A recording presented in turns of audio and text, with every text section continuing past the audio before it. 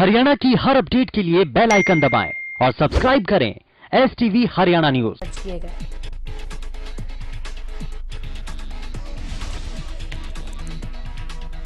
प्रदेश में 24 घंटे में 9 मरीजों की मौत का मामला आया सामने, जबकि अब तक कुल 1601 कोरोना मरीजों की मौत हो चुकी है।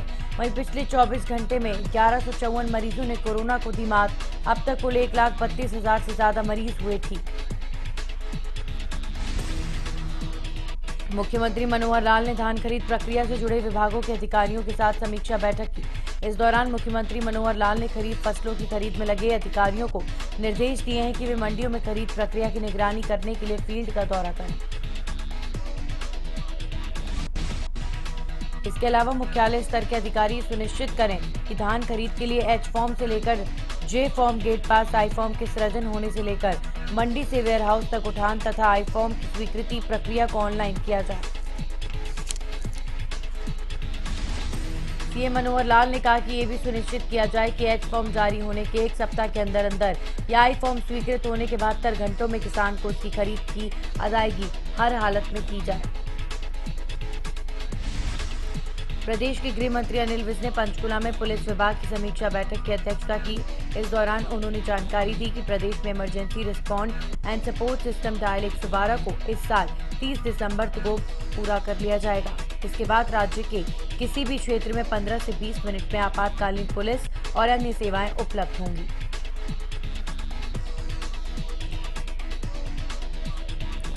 उन्होंने कहा कि इस प्रणाली के सुचारू संचालन के लिए करीब 40 करोड़ रुपए की लागत से नए भवन का निर्माण किया गया और सीटैक को करीब 152 करोड़ रुपए का वर्क ऑर्डर दिया गया।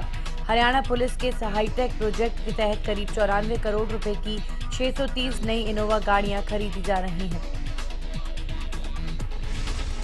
इसके लिए करीब 4700 कर्मचारियों को लगाया जाएगा, जो कि नागरिकों को समय रहते प्रभावी सेवाएं उपलब्ध करवाएंगे। गृह मंत्री ने कहा कि राज्य के प्रत्येक नागरिक तक इन सेवाओं की पहुंच बनाने के लिए हिंदी, अंग्रेजी, पंजाबी और हरियाणवी समेत 4 भाषाओं के जानकारों को कॉल सेंटर में लगाया जाएगा। प्रदेश भर से आने वाली फोन कॉल को सुनकर आगे रिस्पांस टीम तक अपने संदेश भेजेगी, जो कि शहरी क्षेत्रों में ज्यादातर 15 मिनट और ग्रामीण क्षेत्रों में 20 मिनट में शिकायतकर्ता के पास पहुंचेगी। प्रदेश के सहकारिता मंत्री डॉक्टर बनवारी लाल की अध्यक्षता में आयोजित हरियाणा डेयरी विकास सहकारी प्रसंघ के अधिकारियों की बैठक हुई। बैठक में सहकारिता मंत्री को अवगत कराया गया कि हरियाणा डेयरी विकास सहकारी प्रसंघ को PGI MER चंडीगढ़ से दूध की आपूर्ति का ऑर्डर मिला है। प्रसंघ की ओर से रोजाना 1200 से 1300 लीटर दूध की आपूर्ति की जाएगी। हरियाणा डेयरी विकास सहकारी प्रसंघ लिमिटेड की ओर से उपभोक्ताओं के लिए तैयार हल्दी दूध की शुरुआत की जाएगी और यह हल्दी दूध आगामी नवंबर के पहले सप्ताह तक बाजार में उपभोक्ताओं के लिए उपलब्ध होगा। बैठक में सहकारिता मंत्री को अवगत कराया गया कि प्रसंघ की फ्रेंचाइजी नीति लगभग अंतिम पड़ाव पर है और इस नीति को जल्द ही ऑनलाइन कर दिया जाएगा। किसानों को 72 घंटे के भीतर भुगतान की मुहिम में कई परेशानियां आ रही हैं। करनाल समेत प्रदेश के अलग अलग जिलों की मंडियों में सरकारी एजेंसियों द्वारा खरीदे गए धान का अभी तक भुगतान नहीं हुआ। उधर प्रशासन के अधिकारी भी पोर्टल में आई दिक्कतों को स्वीकार करते हुए खामियों को दूर करने की बात कह रहे हैं। आपको बता दें कि सरकार की ओर से बनाई गई ई-खरीद पोर्टल पर पेमेंट का विकल्प नहीं है, जिसके चलते एजेंसियां खरीदी गई PR धान की पेमेंट किसानों को नहीं कर पा रही। एफिड, वेयरहाउस और खाद्य एवं आपूर्ति विभाग ने अब तक जिन किसानों से धान खरीदी है उन्हें अब तक भुगतान नहीं किया गया।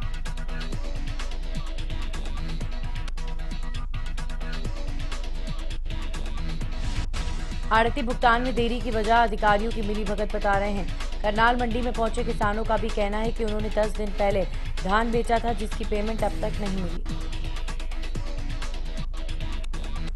फतेहाबाद के रतिया से जाखल जा रही हरियाणा रोडवेज की बस के कमाना मोड़ के पास खेत में पलट जाने से बस में सवार करीब 1 दर्जन सवारियां घायल हो गईं। हादसे के बाद पहुंचे ग्रामीणों ने बस के अंदर घायल सवारियों को बाहर निकाला और उन्हें उपचार के लिए सरकारी अस्पताल पहुंचाया।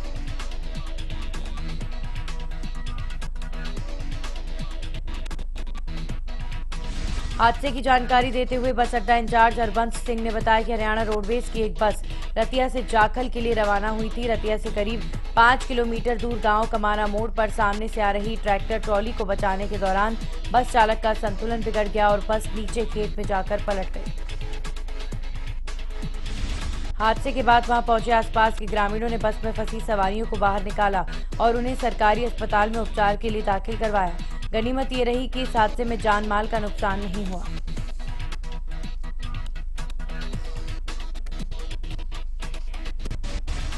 फरीदाबाद में बेखौफ बदमाशों के हौसले इतने बुलंद हैं कि अब वो आम लोगों को तो छोड़ो, पुलिस पर भी हमला करने से नहीं घबरा रहे। ताजा मामला बल्लभगढ़ के सेक्टर 62 का है, जहां झगड़े की शिकायत मिलने के बाद मौके पर पहुंची पुलिस पर आरोपियों ने हमला कर दिया। इस हमले में पुलिस की गाड़ी के शीशे टूट गए।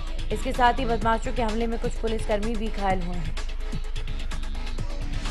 सोनीपत में अपराध की वारदातें रुकने का नाम नहीं ले रही। ताजा मामला सोनीपत के गांव नाहरा स्थित पेट्रोल पंप के सामने आया, जहां 2 बाइक सवार बदमाशों ने गन पॉइंट पर सेल्समैन से 19,000 लूट लिए।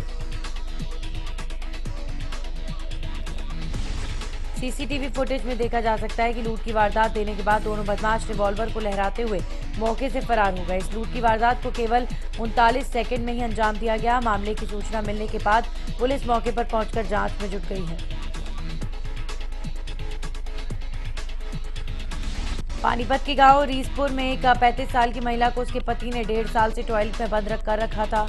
पड़ोसियों ने बताया कि रामरती की ओर से चीखने व चिल्लाने पर उसका पति उसे पीटता भी था। वहीं कई दिनों में एक बार खाना दिया जाता था।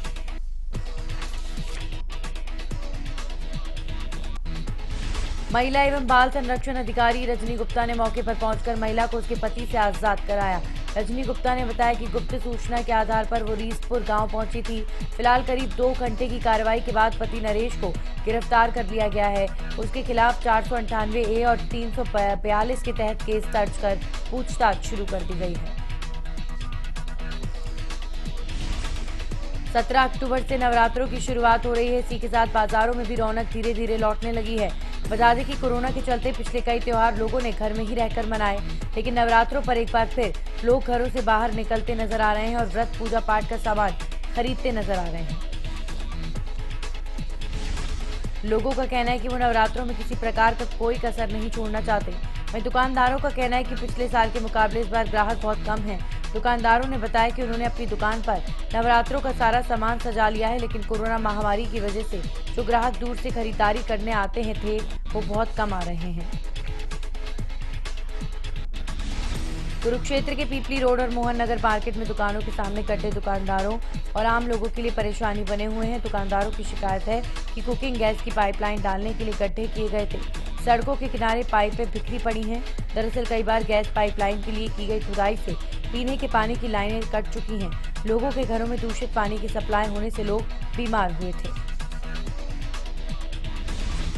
दुकानदारों का कहना है कि विभागों द्वारा गड्ढे करके खुले छोड़े जा रहे हैं। वहीं यहाँ पार्किंग की कोई व्यवस्था ही नहीं है। सड़कों पर वाहन खड़े करना तो दूर, अब लोगों का निकलना भी मुश्किल हो गया है। पंचकुला नागरिक अस्पताल के आइसोलेशन वार्ड और कोविड सेंटर में कोरोना संक्रमित मरीजों के साथ विभाग के डॉक्टरों और मेडिकल स्टाफ ने जमकर ठुमके लगाए, जिसके चलते कोरोना संक्रमित मरीजों के चेहरे खिल उठे। कई कोरोना संक्रमित मरीजों ने ठुमके लगाए तो कुछ ने सुर और ताल मिलाकर गाने गाए। ये वीडियो सोशल मीडिया पर जमकर वायरल हो रहा है। गौरतलब है कि कोरोना संक्रमित मरीज पहले ही मानसिक तनाव और कई तरह की परेशानियों से गुजरते हैं। ऐसे में पंचकुला स्वास्थ्य विभाग की ओर से उठाया गया ये कदम न सिर्फ कोरोना मरीजों को तनाव मुक्त रहने में मदद करेगा, बल्कि उनमें एक नई ऊर्जा का भी संचार करेगा। प्रदेश के शहरों में बिना प्रॉपर्टी आईडी के कोई रजिस्ट्री नहीं हो सकती। सरकार ने जब से प्रॉपर्टी आईडी को अनिवार्य किया है, उसी वक्त से नगर निकायों को काफी फायदा हुआ है।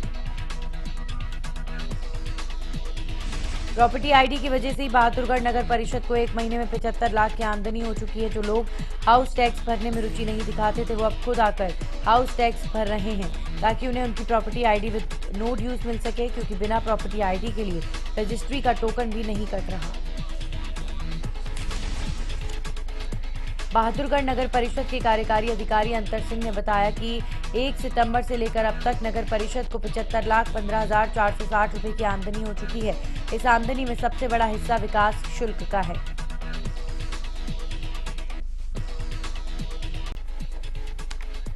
करनाल में किसानों द्वारा फसल कटाई के बाद खेतों में बचे अवशेषों में आग लगाने का सिलसिला बदस्तूर जारी है। कृषि विभाग ने 233 ऐसे लोकेशन को ट्रेस किया जहां किसानों ने अपने खेतों में अवशेषों में आग लगाई थी। आग कृषि विभाग ने ऐसे 150 किसानों से जुर्माना भी किया वसूला। बावजूद इसके पराली जलाने का काम किसान लगातार कर रहे हैं। सरकार और जिला प्रशासन द्वारा फसल कटाई के बाद फसल अवशेषों में आग लगाने की रोक के बाद भी किसानों द्वारा फसल अवशेषों में आग लगाने के मामले तेजी से बढ़ रहे हैं।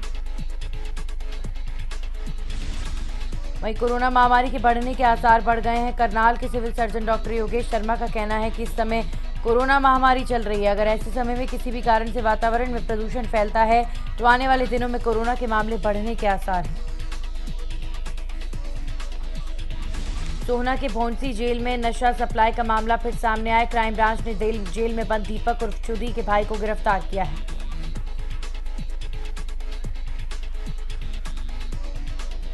प्रदेश में चोरों के हौसले दिन पर दिन बढ़ते जा रहे हैं। ताजा मामला करनाल की पुरानी सब्जी मंडी से सामने आया, जहां चोरों ने 3 किराने की दुकानों को अपना शिकार बनाया।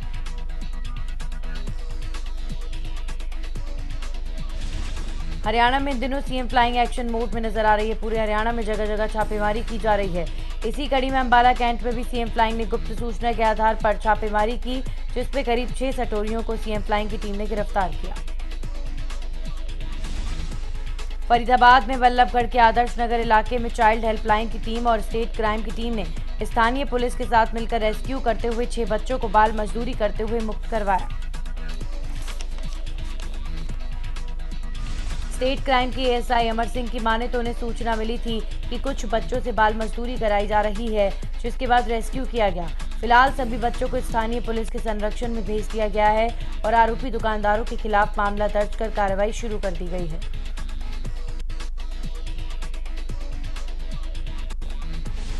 फरीदाबाद के पाली चौक क्षेत्र में मंगलवार को खनन माफिया की गुंडागर्दी का एक मामला सामने आया। डंपर को रोके जाने पर इसके चालक ने इसे पुलिस वाले पर ही चढ़ाकर उसे मार देने की कोशिश कर डाली। फरीदाबाद के पाली चौक क्षेत्र में मंगलवार को खनन माफिया की गुंडागर्दी का एक मामला सामने आया। डंपर को रोके जाने पर इसके चालक ने इसे पुलिस वाले पर ही चढ़ाकर उसे मार देने की कोशिश कर डाली। सिपाही की शिकायत पर पुलिस ने तुरंत केस दर्ज करके घेराबंदी की। हालांकि इस दौरान डंपर का चालक मौके से फरार हो गया, लेकिन पुलिस ने उसके मालिक को गिरफ्तार कर लिया। पुलिस ने गिरफ्तार मालिक और फरार ड्राइवर दोनों के खिलाफ कई धाराओं के तहत मामला दर्ज कर लिया है। चरखी दादरी के मंदौली गांव में बच्चों के खेलते समय हुए झगड़े में एक बच्चे की मौत हो गई। बताया जा रहा है कि बच्चों में आपस में किसी बात पर कहासुनी हो गई। कहासुनी में बात धक्का मुक्की तक पहुंच गई। इस दौरान एक पक्ष की ओर से एक युवक वहां पहुंच गया और उसने बच्चे को बेरहमी से पीटना शुरू कर दिया, जिसके बाद परिजनों ने अस्पताल में भर्ती कराया। बच्चे की हालत कुछ देर सही रही, लेकिन रात में तबीयत बिगड़ने पर अस्पताल लाया गया, जहां बच्चे की मौत हो गई।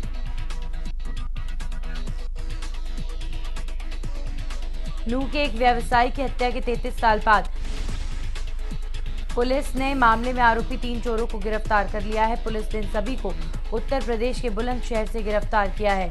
आपको बता दें कि साल 1987 में 30 अगस्त को 20 लुटेरों के एक समूह ने नूह के एक व्यापारी के घर में धावा बोल दिया था। आरोपियों ने व्यापारी के घर डकैती डालकर 150 किलो चांदी, 1 किलो सोना और 1000 रुपए लूटे थे। वहीं विरोध करने आए पड़ोसी की गोली मारकर हत्या कर दी गई थी। पुलिस ने आरोपियों को अदालत में पेश कर पूछताछ के लिए 2 दिन की रिमांड पर लिया है। बहादुरगढ़ में एक सिविल इंजीनियर की हत्या का मामला सामने आया। वारदात बहादुरगढ़ के ओमेक्स के बीपीएल फ्लैट्स की है। सिविल इंजीनियर की हत्या धारदार हथियार से की गई थी। इंजीनियर शव उसके किराए के फ्लैट में मिला। मृतक की पहचान मूल रूप से नारनौंद के रहने वाले विजय लोहान के रूप में हुई। मृतक लंबे समय से बहादुरगढ़ के सेक्टर 16 में एक फुटवेयर फैक्ट्री में काम कर रहा था। मृतक के दोस्तों ने ही उसके परिवार वालों को घटना की सूचना दी, जिसके बाद परिजन मौके पर पहुंचे और पुलिस को सूचना दी। पुलिस ने परिजनों की शिकायत पर हत्या का मामला दर्ज कर लिया है।